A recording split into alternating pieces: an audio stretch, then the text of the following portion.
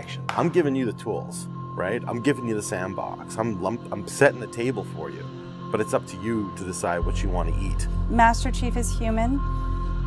He's not a machine. He's not a set of armor with a big weapon.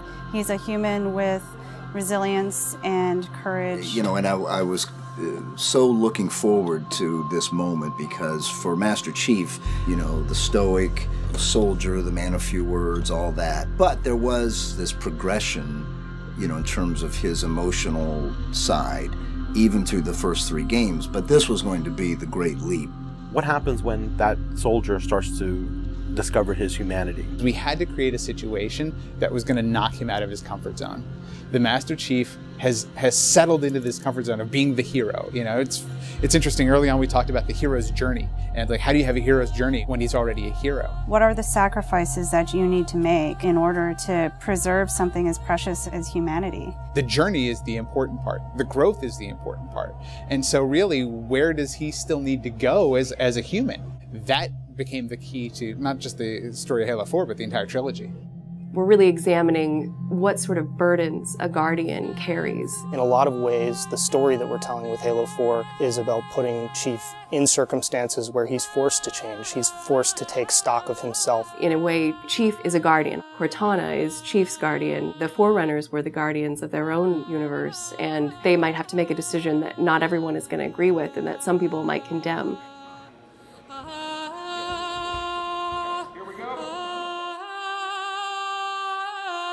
It's almost like you're a little kid and you're just playing make-believe again. So you imagine everything. The table's here. The plinth for Cortana is here. There's a window here.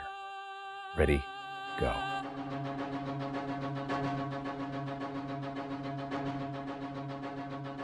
How can we immerse the player even more in this world that we've built around them? I'm not doing this for mankind. How can we have Chief have to deal with his own humanity? Everything had to be predicated by what the character needs were and what direction the characters needed to go in. The art direction specifically for Halo 4 isn't about creating an emotional tone for Halo 4, it's about creating an emotional tone for every single moment and experience that the player needs to understand.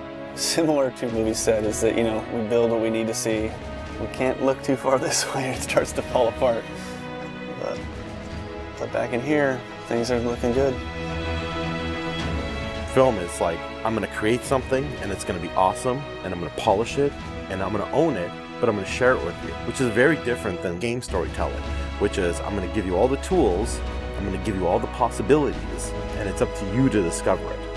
Answering questions and answering the directions that the narrative had already taken defined the path forward for us as we started to tell the story. We're always telling these huge, big stories. We've got Infinity, it's the biggest ship that has ever been launched.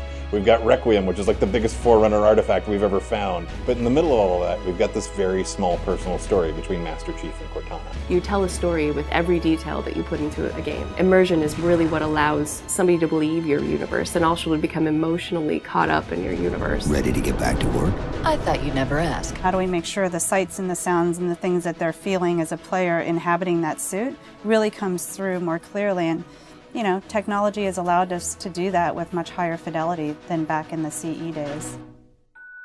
Okay, so those are definitely bigger ones. Yeah, those start to get. Just because we've got more people. Let's roll video. Yeah.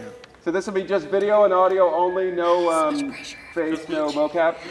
In that case, you won't mind if we return the favor. As we design these things, we put together the best plan. Until it actually touches an actor, it lacks humanity. Having the ability to work with the actors on stage, capturing their face, body, and voice at the same time, really gives us an opportunity to create an immersive experience for the actors. Working at Giant, we could have at least 8 actors in the same volume at the same time. So the objects that they're acting around and the people that they're acting with, against, through, and toward are there in the scene with them, and it makes a huge difference. We sent out a breakdown for the characters and how we wanted them to feel. We ended up getting 80 or 90 submissions back through our casting team. Casting for the Master Chief is tough. You need a performer that has a really raw physicality to him, and yet he has to, within the confines of this suit, be able to relate and relay emotion. I like to express myself. I freely do it. I wholly do it. I enjoy it. And so pulling back on all of those instincts is what's required to play him. Imagine that translating to a 3D model with huge armor, and making sure the personality of Chief's movement comes through that armor was really critical. And that really came down to Bruce's acting, his physical stature, and really his physicality as he went through all of the performance. You'll never see his face or hear his voice, but all of the other actors that are playing off of him have received so much from him in their performances, and I think that they would all agree with that.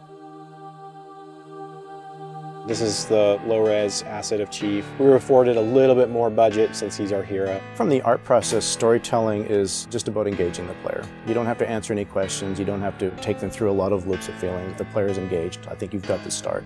So Master Chief's a difficult one because he's a dude in a helmet. There's such a, particularly in science fiction, such a fantastic history of people being completely realized as people without having their face as a tool. For us, it's making him feel like a real person. We have a nude male sculpt, and then from there we sculpt it on physically, a tech suit. And on top of this guy is when we spend time just doing all the details and trying to add some of that functionality, even little bits here and there like Braille, and this just reads 117. I think it's connected to having even more modern visual flow when it comes to his lines, his design, the way you follow the outline of Master Chief. Trying to put it into an area where it feels realistic, that it feels kind of tankish. What do you think of a tank? You think square, you think metal, there's some wear and tear on the edges. So those things we want to grab, put them on the Chief so it communicates that. The fingers are missing here on these. They have armor caps that come on, but he doesn't have armor caps on his trigger finger or thumb finger so that he could have more tactile sense when he's shooting and loading his weaponry. The last thing we just changed was his visor. His visor picks up the elements based on the room that he's in. We want to take every inch of the character to tell a story as much as we can. Above all, he still needs to connect to the player, and they still need to understand him as being that character. It's somebody who's been very loved over the last 10 years.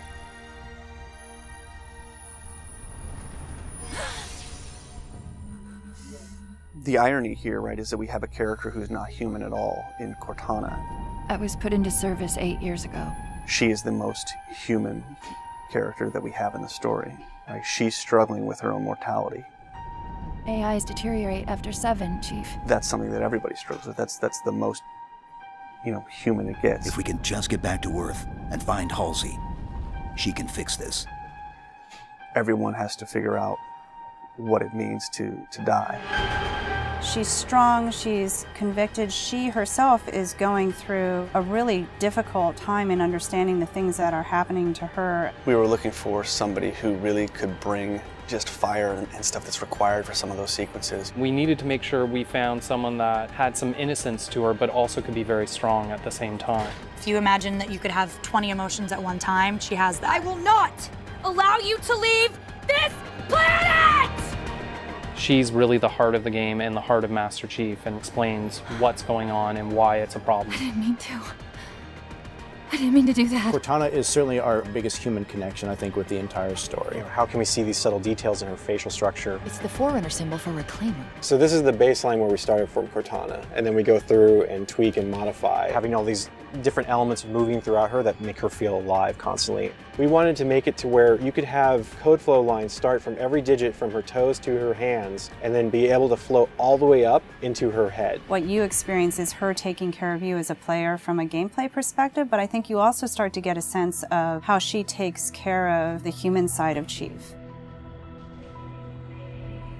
Wake me when you need me. They spotted us. Bringing Jen and Steve in and having them layer their voices over the character performances in the cinematics, that just brought the whole experience together. You look at just the number of lines that the Chief has had over the course of the franchise, and it's not a lot. How much firepower would you need?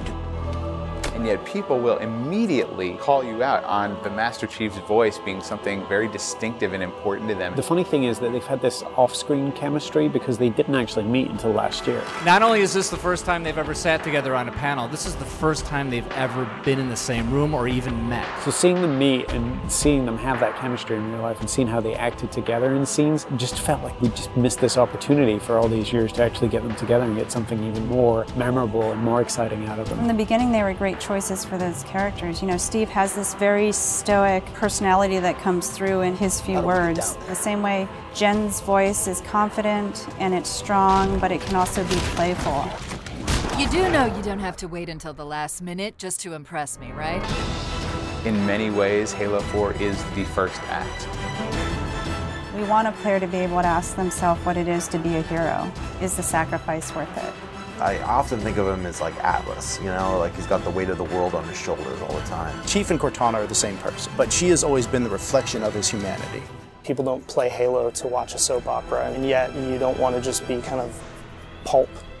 To me, it's a natural progression of this story, and it takes this relationship to the place it should go to.